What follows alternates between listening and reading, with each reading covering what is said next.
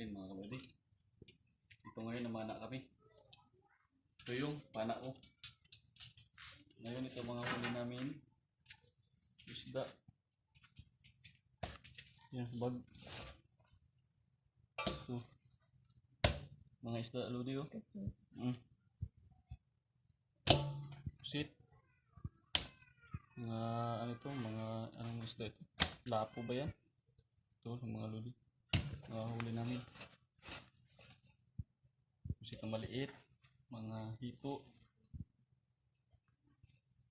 Hito. Ano pa? Ito mga lods.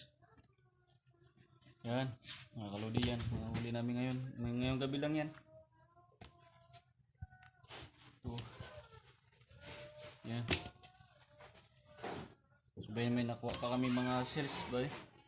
Mga lodi may mga shells kami nakuhuli. Ito. Yan. Malalaki.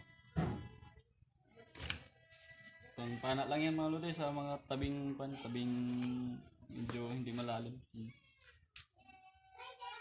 Mga isda. Sabay tanan. Lods. Oh. Kinasin. Yan ang huli namin ngayon. Masak pa. So ito po lahat ng huli namin. Mga kalodi, libre na pang kuan. Pang ulam. Mahigit din mga 2 kilo siguro ito. Oh. Ihawin namin to mga lods. Ito. Ihawin namin. Pusit. Diba? Dami.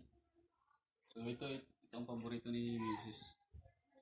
Ihawin ko ito. Ganito lang. Ito lang. Ang aming pana, mga siguro